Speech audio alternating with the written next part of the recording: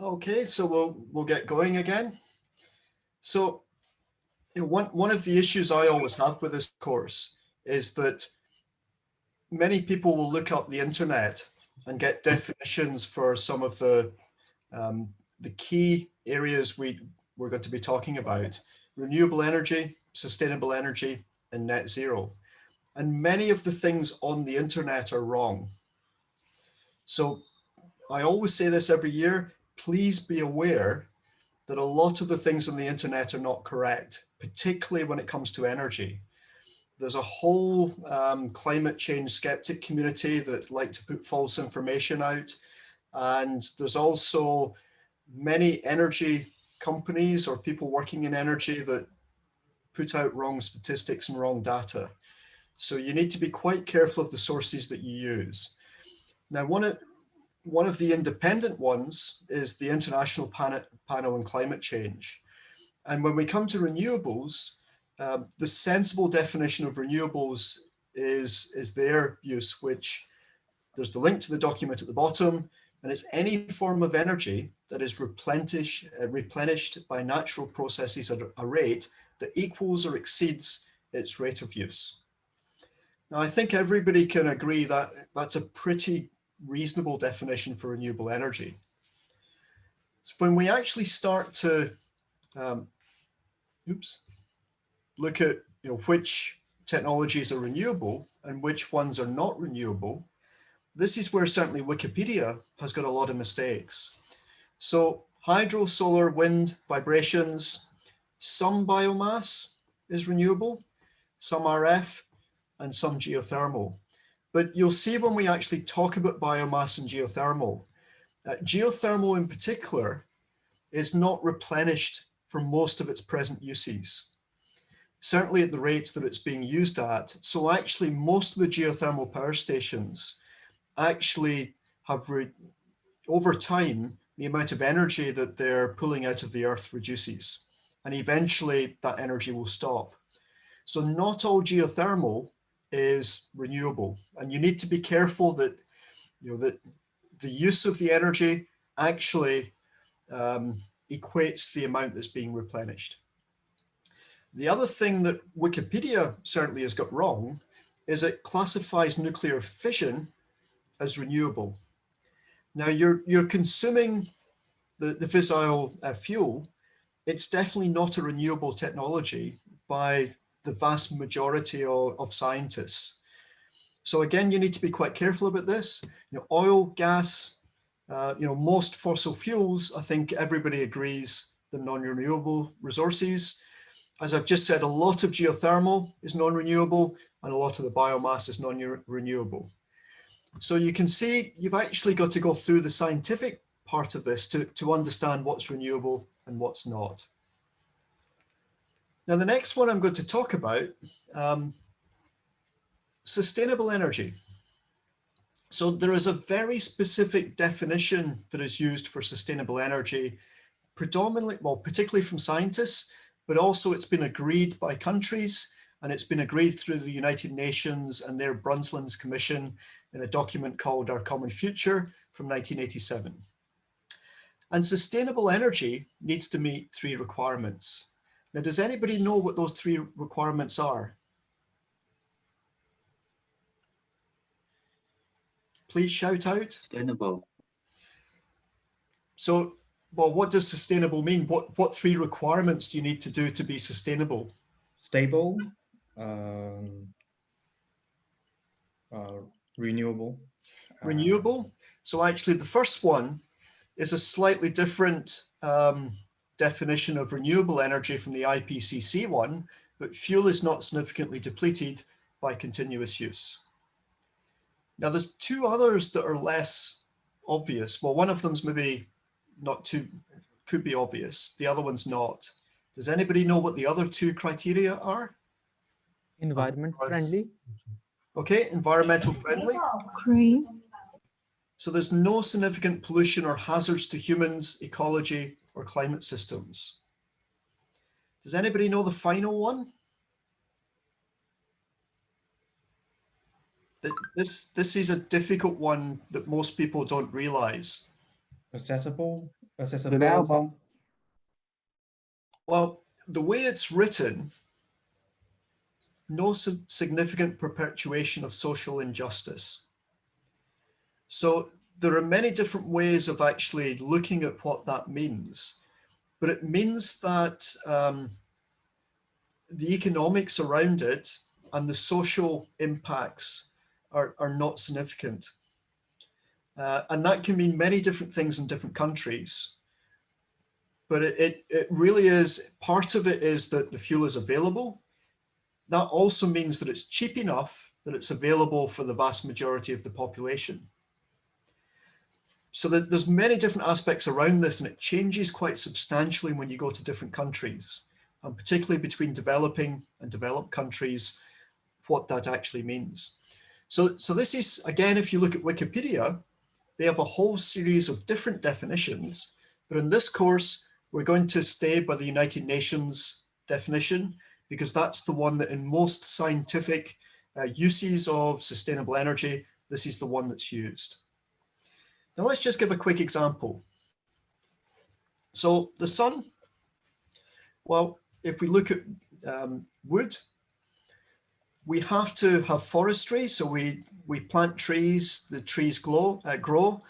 They use energy from the sun to do photosynthesis, where they basically absorb CO2, and that gets transferred into carbon that is in wood, that is a chemical fuel.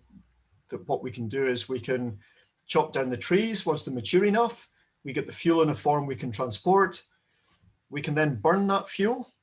We can either use that to generate electricity, we can heat a home, we can heat water to use in a home, or many other applications. And to be sustainable,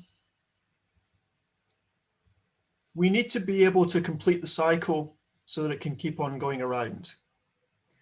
So in this case, the CO2 emitted by burning the wood, provided we replant the forest, then it becomes sustainable.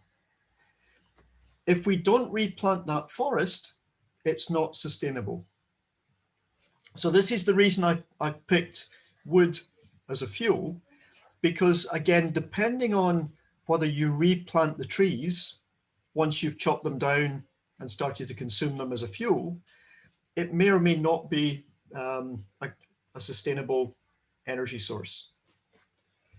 So we definitely need to have the CO2 absorbed is equal to the CO2 emitted.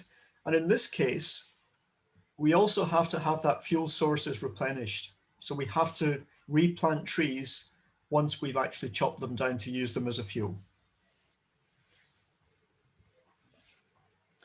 So in this case, the net CO2 is neutral. So there's no additional pollution. Provided we've replanted these trees, we've got a sustainable energy. Now, the new one that's come along in the last couple of years, predominantly from the IPCC, is net zero. And I'm sure you're hearing this now. Certainly in the UK, we're hearing a lot about net zero in terms of the climate change policies in the UK.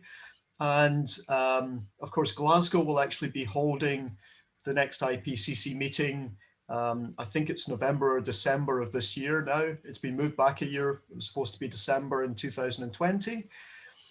Now, the way the IPCC defines net zero is it's net zero carbon dioxide emissions are achieved when anthropogenic carbon dioxide emissions are balanced globally by anthropogenic carbon dioxide removals over a specific period.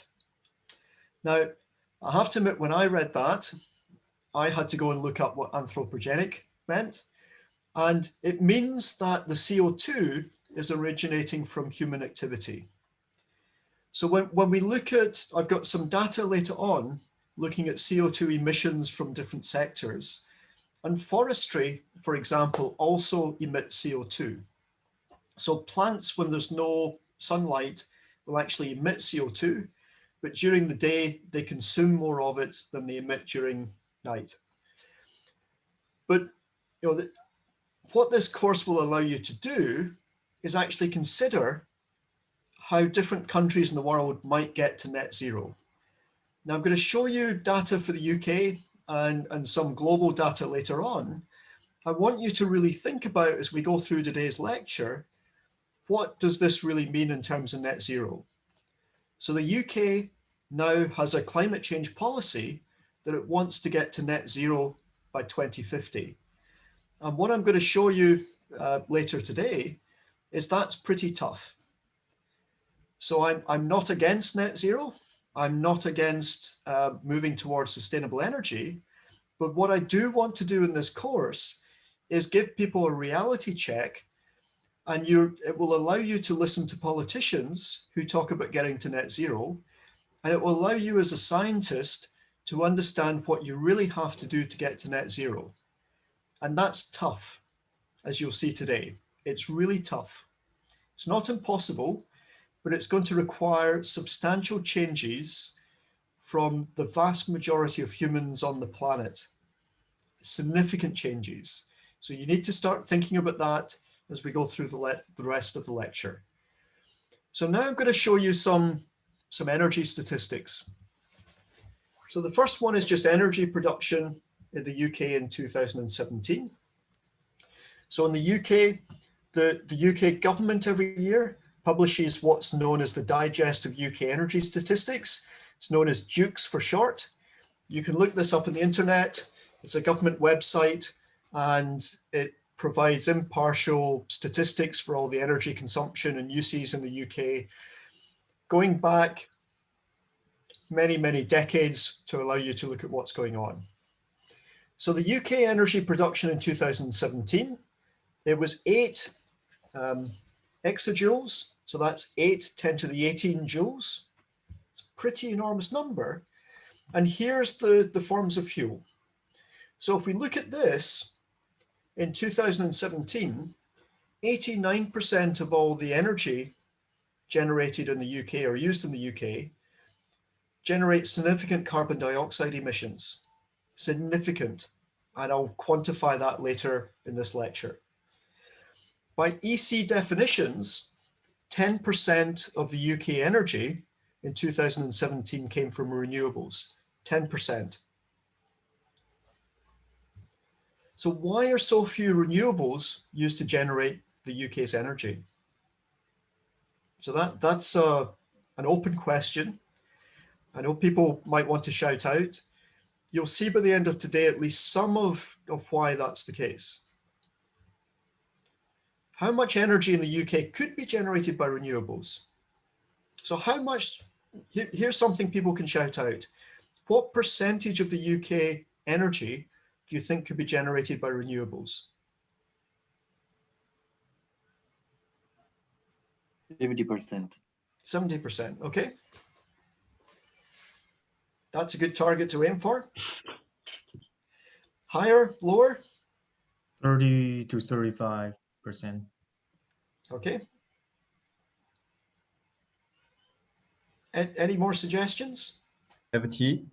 70? 15. 70.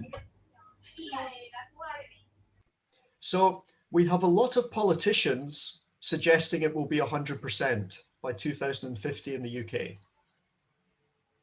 Now, 100% I don't think is feasible, and you'll understand that probably more when we go through lecture 3, and I'll describe more of the engineering issues of energy distribution and some of the problems around that. I think synchronization is the basic issue while we are going through the renewable energy, because it's not available every time.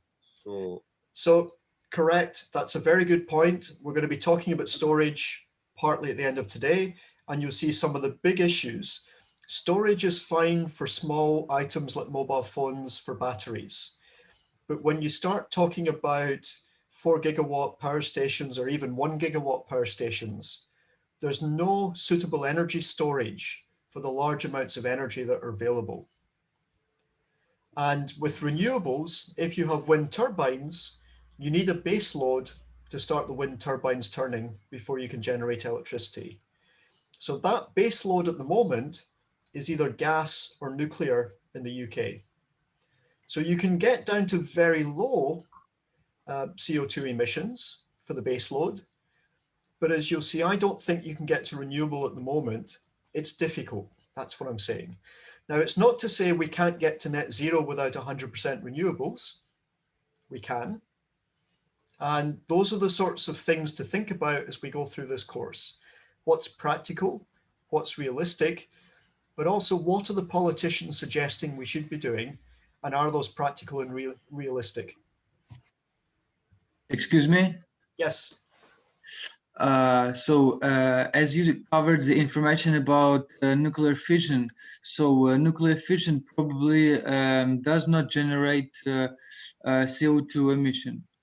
So it can be considered as something additional to renewable energies, just to replace non-renewable energies such as coal, fuel, and oil, and etc.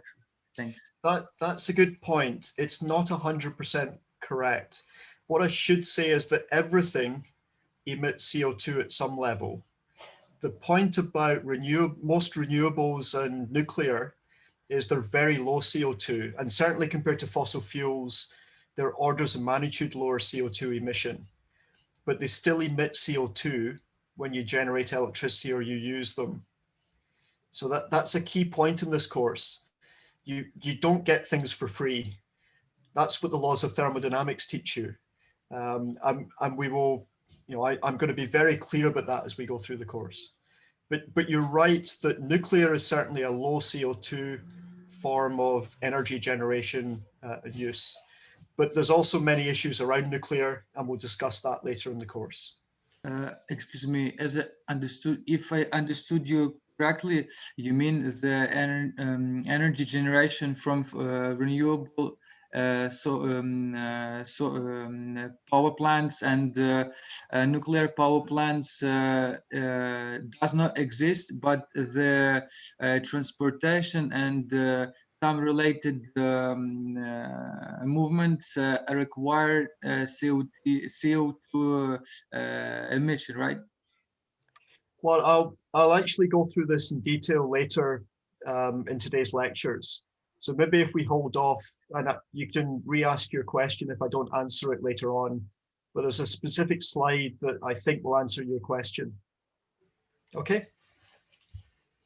So we've already spoken about the generation and the different forms of energy.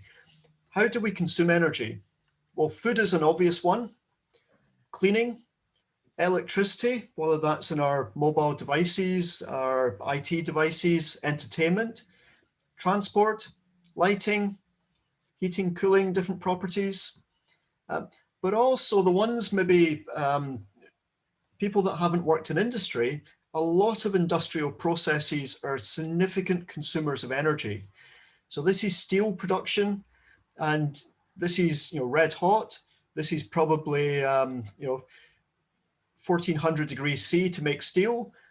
That's an enormous amount of electricity are used in steel smelters to actually produce steel.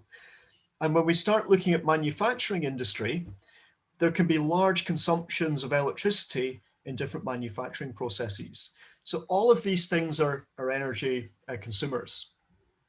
And in any country, what you have is a balancing act. So you have the energy generation, whether it's your nuclear power stations or your photovoltaics or wind turbines. We need to somehow deliver or transport that energy to whoever is going to consume it, whether that's domestically, whether we're going to do transportation, or whether it's going to be a business, a university, or a home that you want to light. So in all that, there's energy conversion processes. And none of these energy conversion processes, as we'll talk about in the next lecture, are 100% efficient. So there's always going to be losses.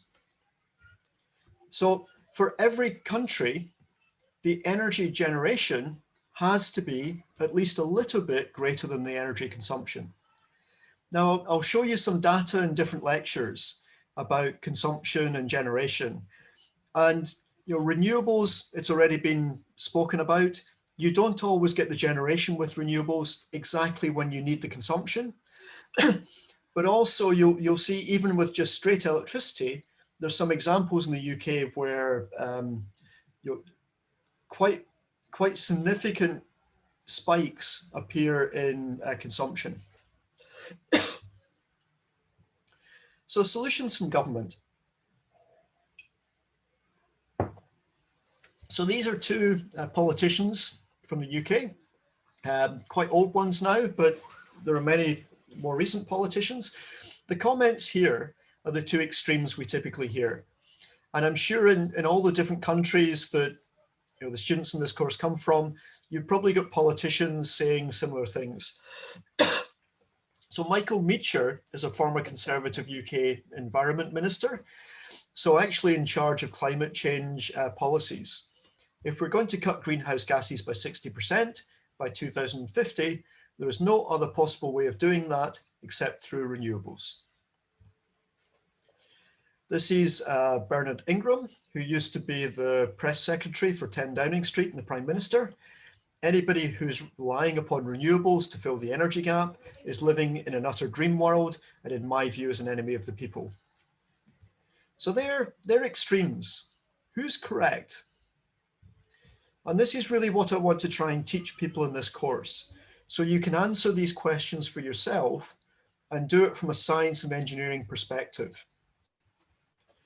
So when we look at a lot of what's being spoken about in the media, the popular press and in television, we get all these crazy statements. And some of these also come from Greenpeace and the Green Lobby. They come from politicians, they come from energy companies.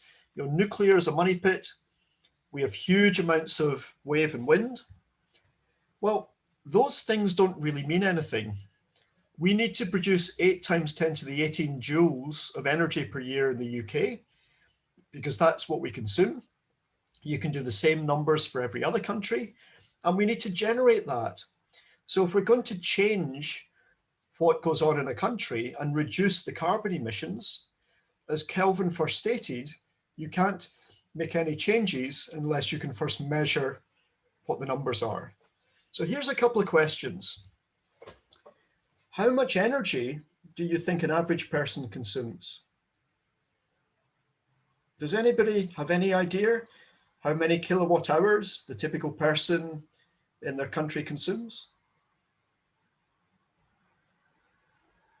Well, if you want to reduce it, it might be good to know what it is. Does anybody know? Sorry, somebody was saying something. I think it's 150 kilowatt hours per day. Okay.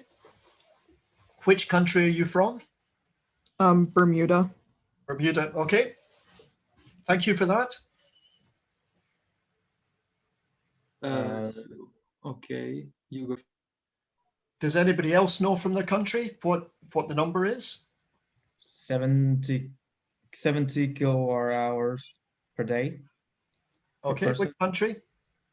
Taiwan. Thank you. So for the UK, for one household where there are 3 bedrooms, the average energy consumption a year is roughly 4,000 kilowatt per hour. Okay, so what I'll do, after the next break, I'll actually show you all the statistics for the UK and most other countries in the world. All the data's on there. It's just difficult to show every country, but you'll get a good number for that. How much CO2, well, okay, how much energy gets generated? Any idea globally how much energy is generated? I'll give you some numbers for that as well. How much CO2 is emitted per annum? Well, per person. Well, if you want to reduce the CO2 emissions, you need to know how much is already emitted. So we'll go through and actually show you how you can calculate those things in this course. And I'll give you today some of the numbers for how much that is per person in different countries and the totals from countries as well. And this, only once you know some of these things can we start to think, how can we reduce CO2 emissions? Because you want to know where the biggest problems are, and that will give you the biggest gains. So that's what we're going to do the rest of today, go through and answer some of these questions. Some of them you need to have the rest of the course before we can answer them fully, but I at least want to give you an idea how you can start to build the answers to these things and do it for any country. So here's a very simple example. How much energy to climb to the top of the highest mountain in the UK? That's Ben Nevis, which is about 80 miles north of where I am in Glasgow at the moment. So let me make this a bit simpler. How many bars of chocolate do you think the student that I've got here? So here I've got a standard 20-year-old 60 kilogram male who's 1.75 meters tall. You'll see why I've got to be explicit how I define the student. Apologies to the females that I've picked a male, but I can make jokes about being a typical male student sitting in a pub, obviously working very hard. Any idea how many bars of chocolate to get to the top of Ben Nevis? Guess.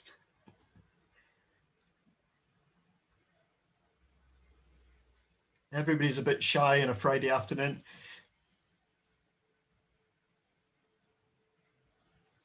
Is nobody going to guess?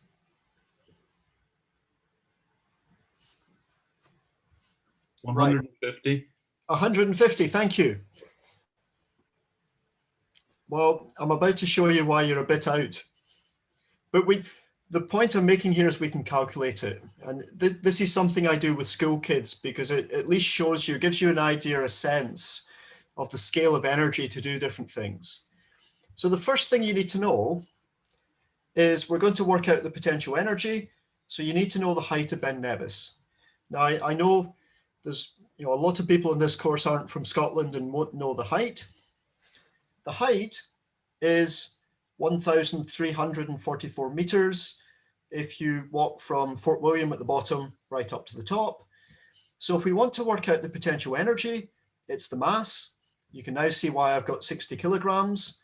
It's the acceleration due to gravity, so 9.81 meters per second squared.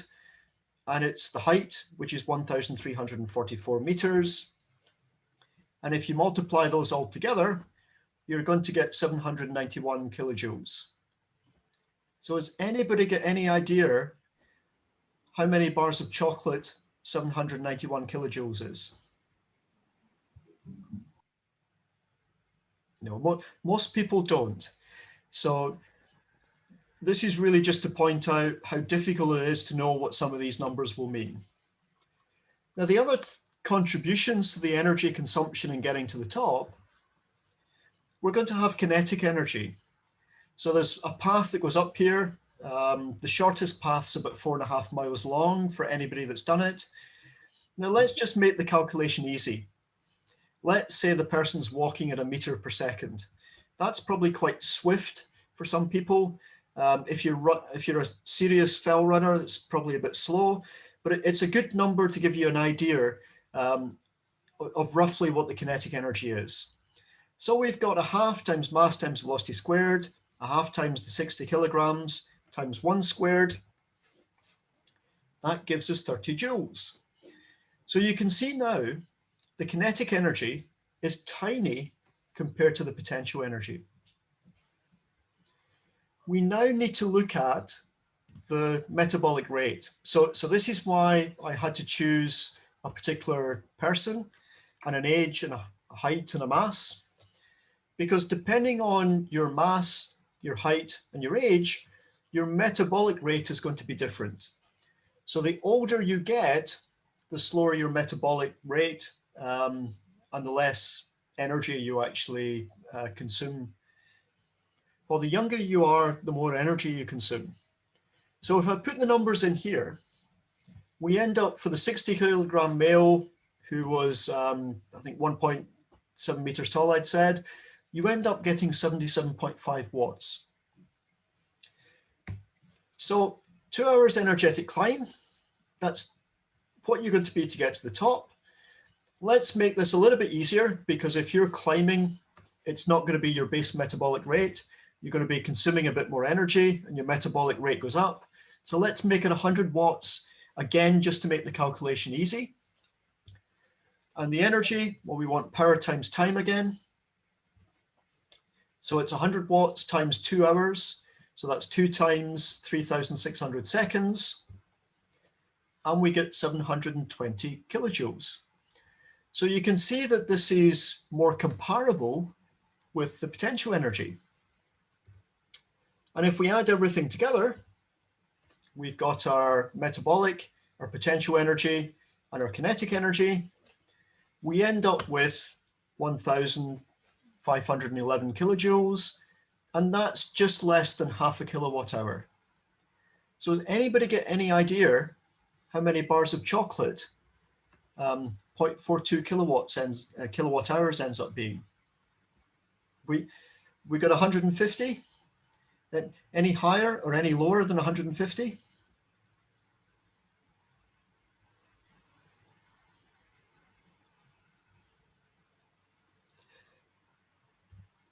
So when I started this course, if you bought a bar of Yorkie, and you can see this is 10 years old because there's a very sexist advertising slogan on it.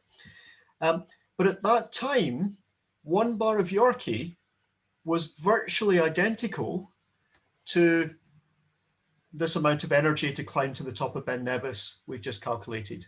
So 1,532 kilojoules compared to 1,511 kilojoules. So one bar of chocolate. Now you can see it's actually not as much as many people think about when you actually go and calculate these things. And we can do this for many other examples. So here's how much to make a cup of coffee or a cup of tea, how much energy when we heat the water up. And we can do the same sort of calculation, but this time we need to look at heat energy, and it's mass times specific heat capacity times the change in temperature to boil the water to make a cup of tea or a cup of coffee. So let's say one of the mugs I measured at home was 200 milliliters of water. So that ends up being in mass when we change it using the density of water as 0.2 kilograms. The water specific heat capacity, you can look this up in a number of different tables, but it's measured as 4,180 joules per kilogram per degree C or Kelvin. And let's assume we're at a room temperature of 20 degrees C, and we need to boil the water to 100 degrees C. So the delta T we need in our heat energy equation is going to be 80 degrees C in this case. So our heat energy is just our 0.2 kilograms times the water specific heat capacity, 4,180, times the 80 degrees C, and we end up with 66,880 joules. So this is a lot less than climbing to the top of Ben Nevis. But actually, if you look at, certainly I live with my own family, we typically boil the kettle about 4 times a day. So in our household, if we multiply this up, it's 2-liter kettle 4 times a day. We end up with 0.75 kilowatt hours per day. So if I want to work out how much energy either myself or a family is consuming, you can see if I have so many cups of coffee or cups of tea per day, I can work out how much energy it's going to be to do this. I can do something similar in terms of having a bath, having a shower. Okay, it won't be 100 degrees C, it will be much lower water temperature, but you can do the same thing with the same equations and you can work out the energy consumption. And the final one I'm going to show you is for cars and transportation. So energy used per day. What we need to do to work this out for cars or for trains or any other transportation, the average distance traveled per day. Now I'll give you that data for the UK, the distance per unit of fuel, and then we multiply by the energy per unit of fuel. So this first one, the energy per unit of fuel, is the calorific value. And again, you can look this up. There's a whole series of different tables and standards, and you can get numbers for different forms of fuel. For petrol, you end up with 10 kilowatt hours of energy per liter. And if you use diesel, you actually have 10% more energy.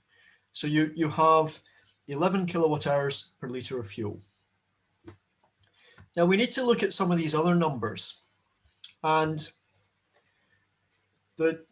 You look at cars that are now available. I'm deliberately picking a petrol vehicle because still in the UK, petrol and diesel vehicles dominate the transportation that goes on, as you'll see in statistics I'll show you later. Now, the UK average is not 26.3 like this Volkswagen Polo. The 2017 data is 18.2 kilometers per litre of fuel. And the average distance people in the UK travel per day is 28.8 kilometers per day. At least that's the data for 2017 before we had a pandemic and any lockdowns. So to work this out, the energy per day, we take the average per person per day in the UK, the distance traveled of 28.8 kilometers. We divide by the average fuel consumption of a vehicle, 18.2 kilometers per litre, and we multiply by the calorific value. So I've put in here petrol, although now in the UK, we've got more diesel vehicles than petrol vehicles. And if we do that, we end up with the average person in the UK per day consumes 15.8 kilowatt hours in transportation by driving. So that's an average number. Some people are much higher, some people are much lower, but it gives you a flavor for how much energy a person consumes per day. Now that's for a single person in each vehicle. If there's more than one person in the car or the bus or the train, then the energy is of course reduced. So you can see now why governments want to do policies where rather than having single people in vehicles going to work, they would prefer to have vehicles full of people, at least before the pandemic started. So I'm going to finish this section really leaving you to think about how many kilowatt hours does the average UK person consume per day. Now, because we're a university in the UK, I'll give you the UK numbers first. I've also got some of the international numbers I'll present a little bit later. How much CO2 does the average UK person produce per day? And the other thing, if we want to reduce CO2 and energy consumption, what do we use the most energy for in the UK? Which area of consumption uses the most energy? So I'm going to have another short break here, but if anybody has got any questions, I'll stop sharing and I will stop the recording